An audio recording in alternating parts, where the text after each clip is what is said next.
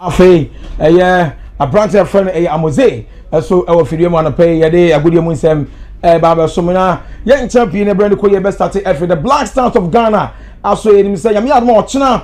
How much I dare bet you quite more and as a mujina akonyo money a year USA Ghana Black Stars US and also live coverage of bro TS TV. Send you now Black Stars Magic way and on Sunday a year Yami more China.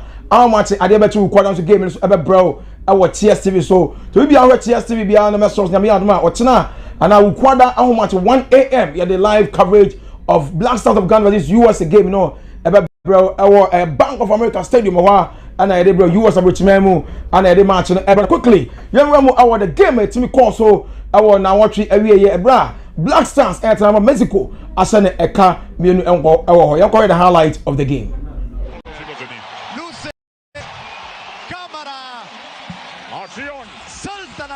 Una cara, ¿no? de su equipo, una cara agresiva, que vaya al frente su equipo, que si tiene...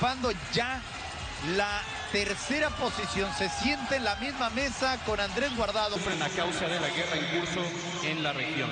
Esperamos que la paz y la humanidad prevalezca. A ver, ¿para quién va? Bueno, pues termina ganando, me parece, la selección de Ghana. Esa parte se las concedo, no se las dimos por correcta, pero sí. También en esa truculenta prueba a la que fueron sometidos en la escuelita, que al segundo y dice ¡vámonos! Arranca el noveno partido en la era de Gibson de Arteaga, no hay par de lugar. Pitcher, recorta, cobertura de la saga, alcanzó Edson Álvarez a sacar las castañas del fuego. Sí, en zona de defensa no te puedes equivocar en la salida, ¿no? Arteaga que tiene poca participación. Medio del rey. Tratando de separar, viaja la pelota, cerrado. A Memo Ochoa se le complica para marcar y lo deja libre a la pelota. Y ojo con lo que hace Ghana, Paco. De manera correcta, sí, de acuerdo. No se puede equivocar México en este tipo de jugada. Sí, no, por favor. Va para el Chucky Lozano, la puede ganar Chucky, Choco. El árbitro dice apenas fuera del área, esto es pelota para México.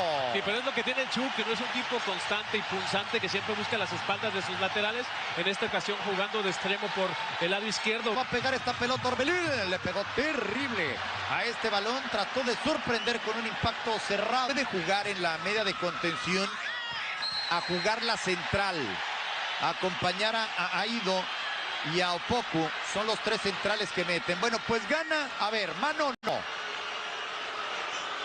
No sé si para marcar, No, para mí no. Y esta sigue en la selección nacional de Ghana. Raúl Jiménez mete el cuerpo, la pelota para Chiquito, terminan señalándole la falta a Raúl Alonso Jiménez. ¿Qué supiste, Maffer? ¿Por qué no por Jiménez y no por Santi? Sí. De costado a un hombre como Schindler. Bajaron a Paints y el árbitro termina señalando la falta. No cabe duda que Gallardo es el titularazo incuestionable y el mejor jugador en esa posición. Es lejos el misil. Va con este servicio el impacto. Ese de los dos, ahí quedó la pelota. Después la cobertura se da por parte. Observa a Semenyo, pero dice está legal. Jugador al césped. El remate, pero ya se va señalado una falta por parte del cuadro ganés. Bajaron a Raúl Alonso Jiménez y por eso la infracción es pelota y ya dejó atrás a Schindler. Vamos a ver. Aquí está Artiuga. Alcanzaron a bajar Thomas Partey. Le comete la falta Maffer y surge la primera tarjeta del partido. Es que fue muy descarado el codazo que le da al jugador mexicano y por eso el árbitro de inmediato le sacó. En la pelota detenida. Terrible. Dos oportunidades, dos desperdicios. Jorge no va en la triangulación para Orbelín, Orbelín para Edson muy activo en este partido, cobertura de la saga, minuto 0-0 marcador. Incierto el arranque del equipo. FL está haciendo estudios, está moviendo las cosas para que se juegue solamente en pasto natural, que fuera compañero también en el Ajax. Edson, esto es foul y segunda tarjeta amarilla. Estamos contigo a pie de campo, Mafe. Es para Joseph Paints, el número 15, por un claro empujón que le da, me parece, y fue al... ¿Qué hace? Sacó este servicio, la pelota rebotada. El balón desviado por parte de Edson Álvarez, pero sacó la Rabona, sacó la chistera, sacó la impensada. Raúl Alonso Jiménez. Sí, lo que nos gusta de Raúl no es esa picardía, aprovecha muy bien el error del que acaba de... Cobertura, Jiménez metió el cuerpo, la ganó, servicio Orbelín, ¿por qué no le pegaste de primera? Thomas la toca. Vamos a ver individual de Seido. Esto es falta. Y atención que la van a levantar al área. Y es por detrás. Aquí tal vez también el árbitro central, el señor Dickerson. Rudush para levantar la pelota. Segundo palo. ¿Quién la gana? Franca ese servicio. Pero allí está la salida de Memo Ochoa. Quedándose con ese balón. El árbitro sanciona infracción. Estamos contigo a pie de campo, Mafe. Me preguntabas lo de Jorge Sánchez y sí, esa fue su declaración. Bueno, se ha terminado esta primera parte. Nosotros hacemos una pausa. México y gana. Estados Unidos, aficionados que viven la intensidad del fútbol. Así arranca el segundo tiempo. 5 que enormemente. Surgido de la cantera de Rayados. Toque largo. Vamos a ver. La tiene Orbelín. Tremendo mensaje. Arranca desde atrás. Viene manejando su pelota. Sale con balón dominado. Ambrosius. Falta sobre Ambrosius. Bien cerrada por el árbitro central.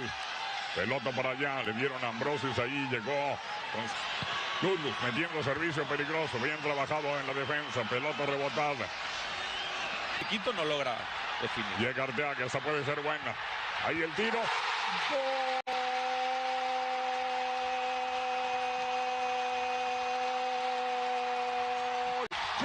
Chucky, el Chucky Lozano. No había llegado la firma a la izquierda. El Chucky mete escopetazo, dobla a Sigi Ati.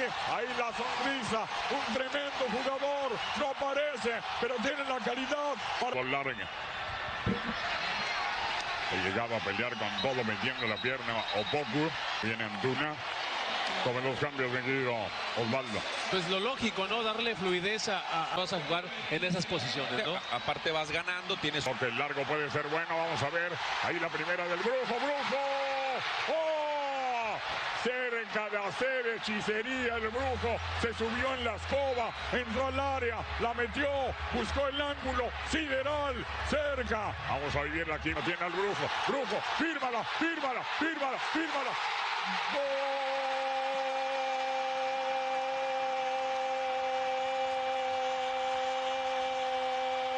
Brujo. Okay, after the game, your boy Ghana coach, another manager of the Black Stars, Coach Chris Hilton. Now you and some coach after the game.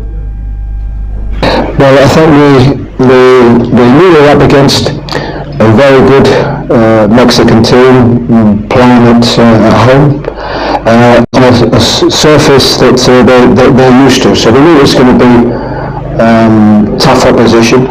I thought in the first half period we coped well, even though we didn't create the amount of chances that we would have liked to have done, but I think we had reasonably good control of the game. So certainly in a first half period, I came in at half time not too unhappy. You know, I thought we could have perhaps produced a little bit more in the final third, a few more goal scoring opportunities, but I think taking everything in the circumstances into account, I thought we did okay in the first half period. The problem was in the second half period where a Mexican team upped the tempo of their game. You know, they're a very good side and they press well. They're very sharp players, and we struggled to cope with the intensity of their game in that second half period.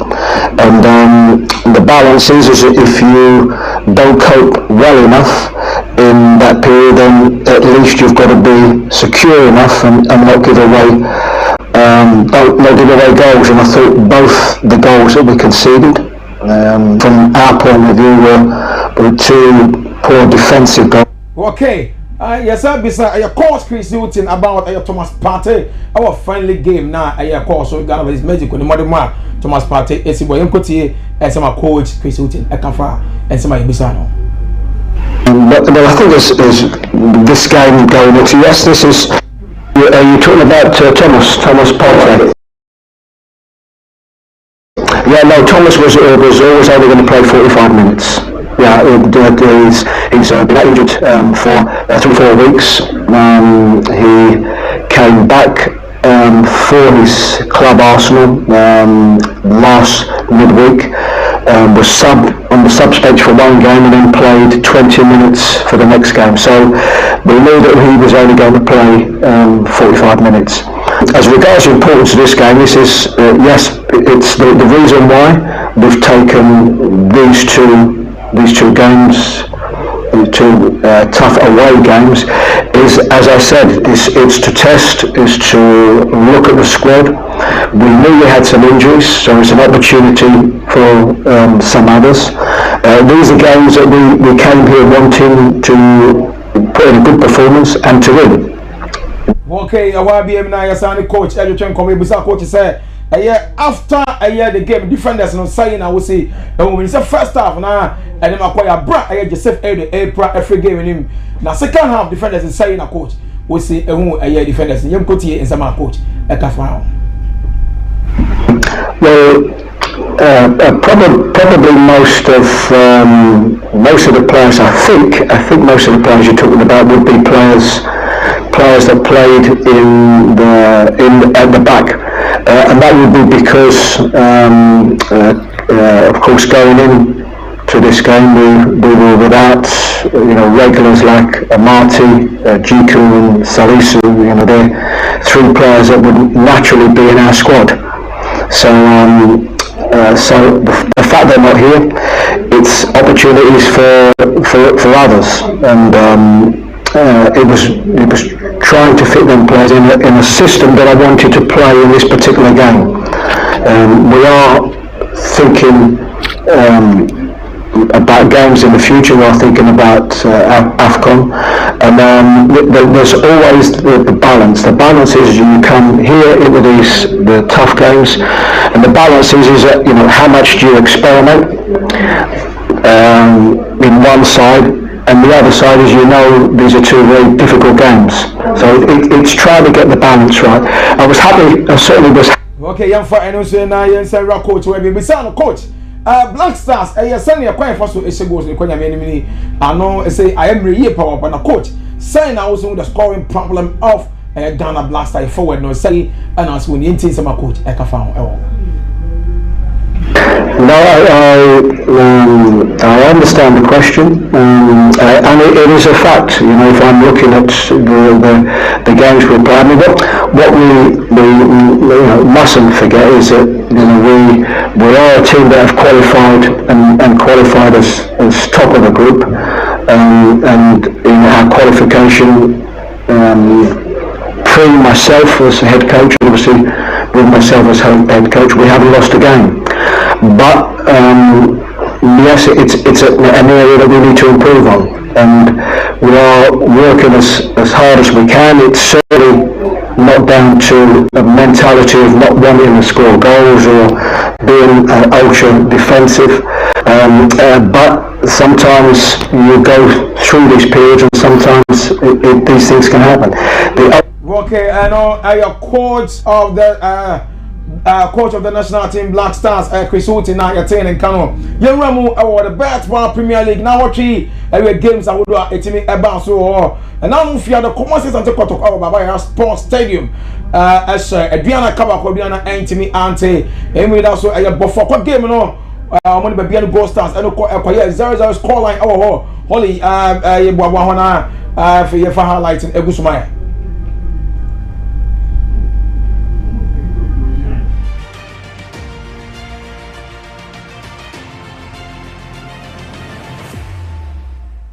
This afternoon, the center stage will be taken by Bofwa Kwatan of the league leaders as they welcome after the highlights and the one summer Michael the two in the bedroom.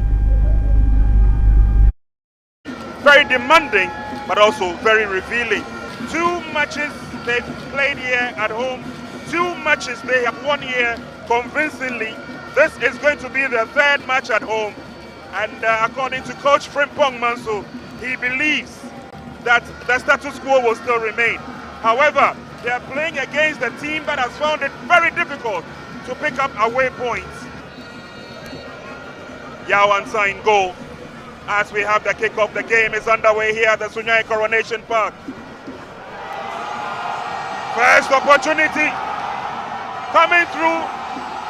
Saka Dauda now. It's in the crossbar. What an opportunity First minute, first incursion, first opportunity. Saka Dauda involved with that strike that kissed the crossbar. Clement Ansah attacked the rebound, and it's a corner kick for the home team. Lots of defending by Gold Stars eventually. They clear out their lines. It's not done as yet. Shot across the face of goal. That was close. Throw-in effected by Prince. Trying to come through the middle. The shot is fine. That was a good effort by Bibiani Gold Stars. Here we go with a free kick now. Sends it all the way back. Prince Kwabna. And it goes way off target. Eventual clearance, not the best. James Kamara goes up. It comes to the near side. Yaya clips it in. Oh, slip and a miss. Ali Al-Hassan sets up the pass. It's an opportunity as they come forward. Najib Husseini gets the ball back. Stabbing to the 18-yard box. It's headed out. Good work done by Odai.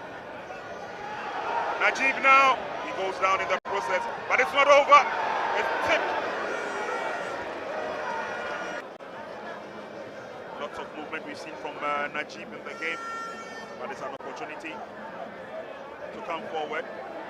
Elijah straight into the waiting arms of goalkeeper Yao Osei. Archie, a game say course no. I boss this year now. I am ranting into me. Everyone, me come Chelsea. That's why I say Kaba Akwa Bra. A Nations FC Antimi ante Kano Lagos Cities. And a Bechem a United game no so quite 1-1 score line. Oh, after some of the Tenerife come in about dreams. Antimi ante Kano. Rotterdam United Tenerife come in son.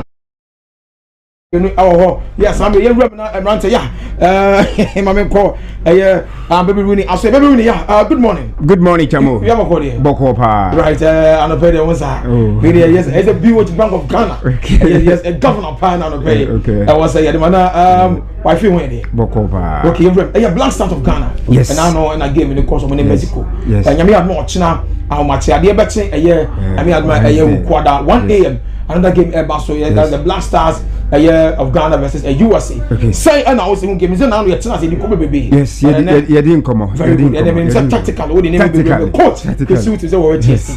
And Henry Asante Chum. Asante Chum. Yes, Black Stars. And GFA PR. Okay. Say Minchiao. Say your boy Juma. Okay. Holy Messer say Holy King at the flower number to Swama na yaye Nyoma Kakra. I think say October, November, December. Okay. Na Black Stars on Sabano. Akwe Afcon ye January.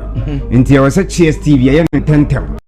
Na ye sound so bumpy so say Holy King Messer for flower and to Sumaya na ye video ni free so say ye wure more Black Stars. Na I'm holding here. When I hear Black Stars, I hear okay. Yes, okay, tactical. Okay.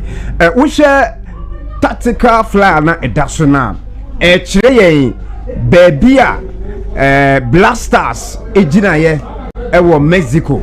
Baby Black Stars ejina ye ewo Mexico. Ni nyina ne say coach Chris Hilton ebo 4-2-3-1.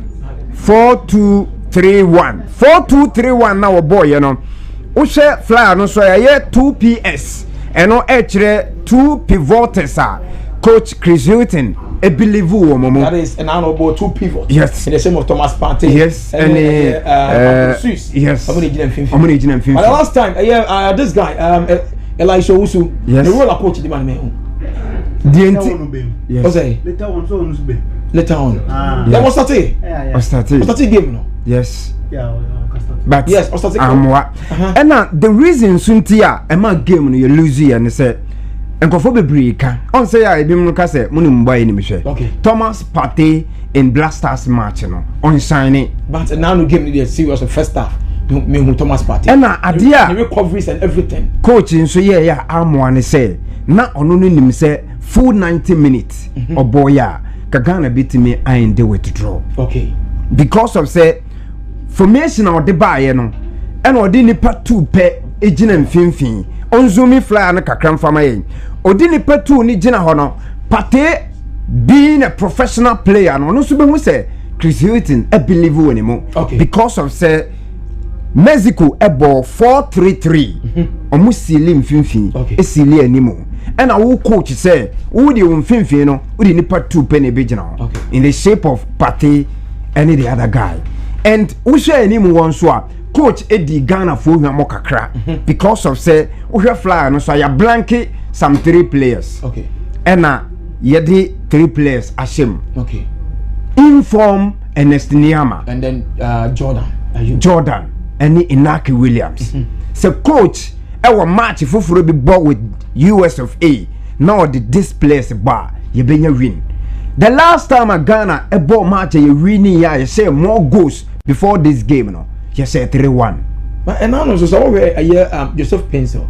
I think the coach in the to be beer na and favorite position in the game. Meaning say also on one direct. Yes. That Tete right wing gets but what we push all right. And until that Chess TV Flyers no.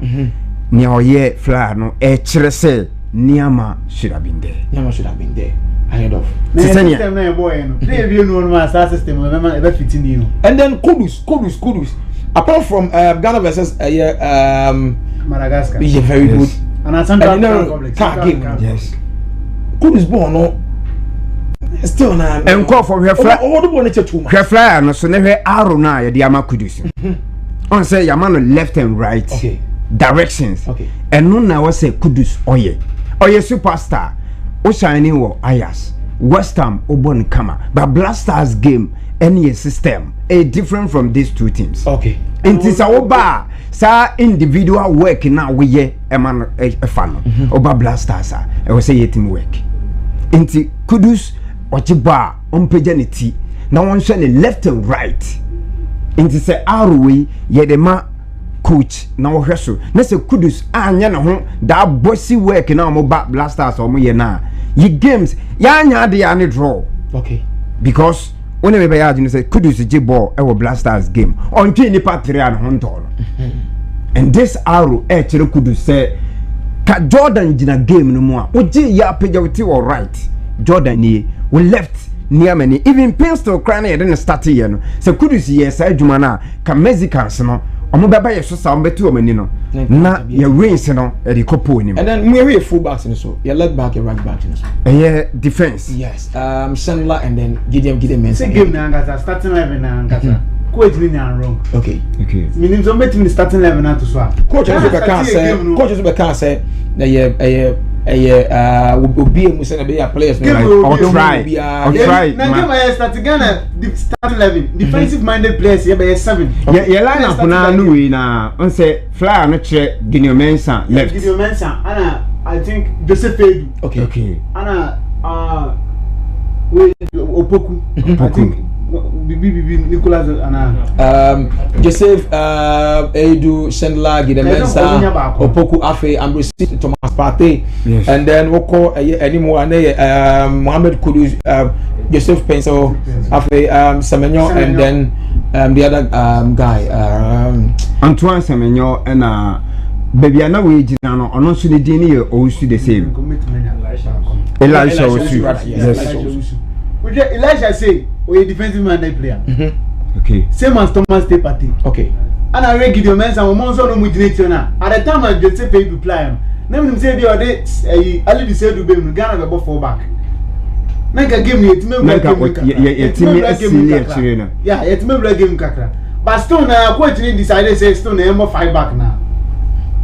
inti coach we by Ghana games ya boni na say individual brand ni play bi be ya ye bo game na ye bre pa o je ni Angola enye Antoine Semenyo ye ni Central African Republic wa enye Kudus me see for ma ka Central Africa for ni enye adwa okuma azam say and ade game funu so ye boni na ye bless ye be shego only bibi Brian bless be shego ni ya player movement asim be after the game meaning some kai some no kan ya say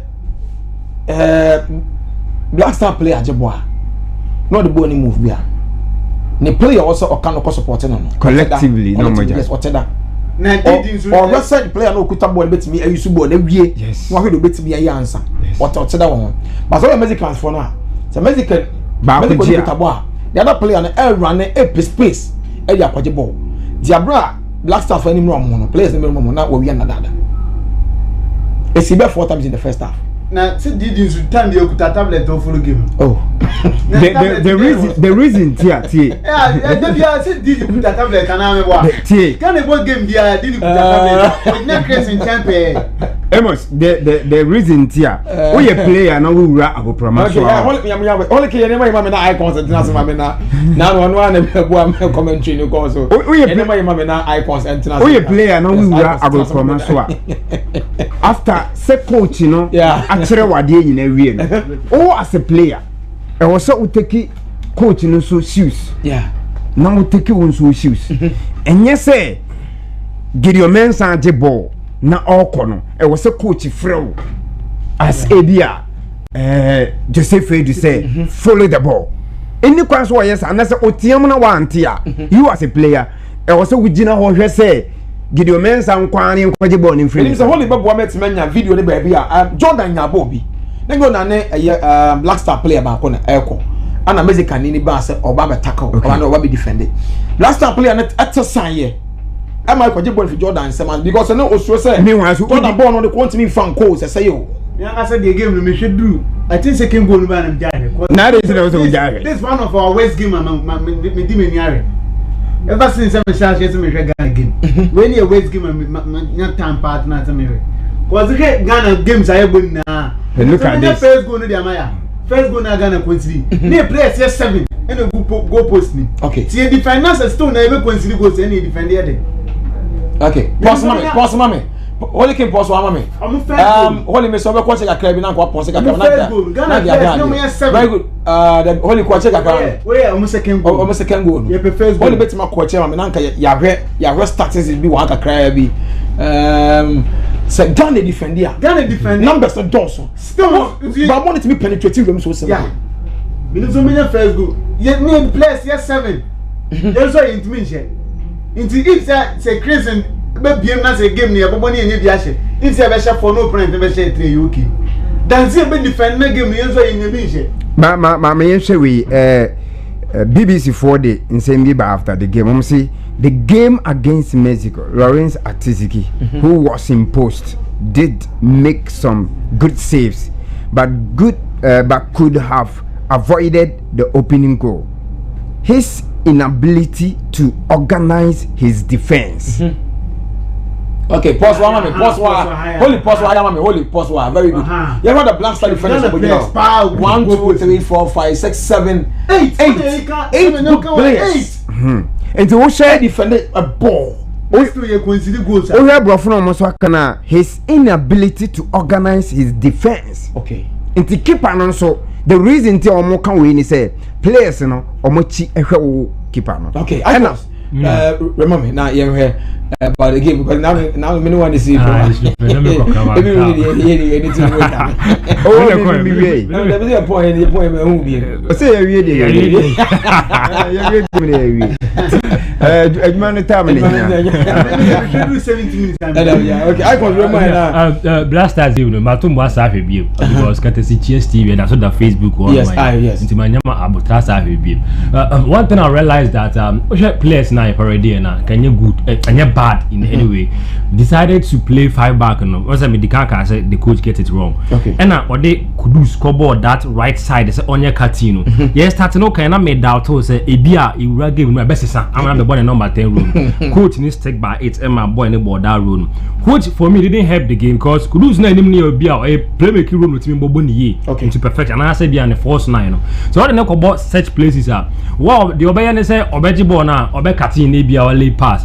And in this case, so born no matter. And I say, well, head down. Then it one head down mobile ni bisa. Reasons being that one more be cry. So about midfielder, in as much say interceptions, be because so in the midfield, say be a midfielder will be my passer. A ball lose it me, but fell into his hand. No, I started operating and also or progressing the ball to initiate the attack. But ball when sir, born say obi Emma passer, ultimately draw back or let's say we are chasing the game. So ya share you defend there na oba left side say obe support it. But ye pe go achene there. Roa oba ebe Kudus ni say also join the number 10. Say be ya oba mfifika kra bi no nya ball na parte with the incisive part ni be din say mo betima the progress. The coach did not do that. In this scenario, proud to the game na Mexicans no mo 2 matches na they are yet to win. Okay. It's a more bad idea so mo be win na nka asa omanya na asanya that moment because omo konka ka for omo dominate gold cup from GB that is in July ya no mo GB. Okay. So they came into the game with a different mentality. Okay, game na ya masha na say if the coach one san nyema ba ku me na say you could run for the next match now likely US match now ya suffer defeat because US players no kwa there omo odi ana coach new has been there for almost a month now. Almost last 4 matches na side Germany no. Almost last 2 matches na not winning. Though onye tough opposition in the shape of Oman and Uzbekistan. But even this Uzbekistan will have a draw with Mexico no actually I say it too no. Okay. Clearly it shows that you will do in our next game. Your boss how matches we are any international friendly to play. Asani akwa AFCON ebe World Cup qualifiers ya na ebebo. And say first 2 matches now against Comoros and decided some these countries. African countries need to boy. One thing on by don't say World Cup now or 20 days before say I think 2 games bro. Two games no bet with their preparing. On say be 10 days before the kick off the day. Yes, I'm African teams no more World Cup qualify or World Cup. African Cup now. African Cup of Nations. I'm starting January. Maybe January 13th by January 3rd. No more breaking players to them. The last time you go in Nigeria na boy on share 3. Yes. Yes, we want to manage teams ni bia want to win opportunity say aboa say 12 for ni bi so remember say officer governor officer go boss mama me room kakra okay na e must pursue obisa sembi the opponent or ahead of matches when ne kwakobo no Africa which is AFCON nti o bo friendlier let's say esoro for no yentimi wom by yen realize say yen test matches no ye no mo bobo eno so ya ade ba ko anko no pese oye clear ho ye ni Mexico kobo ni ni US kobo ye wi a ye wo AFCON but when you say Mexico for no playing this Morocco ni other teams no they say almost so high betimi no mabo but one say most of the time say Europe for no kwa no omo qualify say in a group no pe team and a country omo ni play ni say omo mabo so we Morocco for football Morocco some to bomb game Egypt for some to bomb game a speedway na the same thing applies to and now say all request omoma because of the very good yeah remember it will say baby e must be say no asan twe ne ho asan ni see ye boy matches we are ye bebo AFCON so adentina ya mo ye trials no with Africa countries no I still defend me disagree with my brothers because ye boy we are 2 matches about any Africa countries but that is World Cup qualifiers next month November ye bebo bi ye bebo away in home and away Africa African rather than Morocco and the US what's on you now me have more tell you you better to us brag dey Ghana versus US game the discussion about the year send your pay force you to say Mexico the US game no na hu here say Ghana ball and sign a room to the AFCON year 24 rather na yen kai obi am say 4 p.m. your 4 p.m. Just Steven Community Gala no knockout stage chance only can to na your monitor and only can to na me monitor na bra yes I been so yeah sorry and first game no atafo any mark 4 p.m. asokwa any anman 5:30 p.m. after nyame admo ochina offense all the offense and Wednesday rather all the offense and chronom and about 4 p.m. after Bramai and a CFA so 5:30 p.m. on Wednesday. So this week one of the cracker week pan many not constant yes I appreciate yes some you basum yeso aha let me do the na so me from Mr. Brown and ranting on monka icons yes in what and a baby Rooney a chief producer for the day Kosheni so MC or and I on the camera nechi am I a timer after your holy kid Steve and MC manager Elhiniba Ajokum and a boy Amajumedi the bro sorry Amajumedi for Aba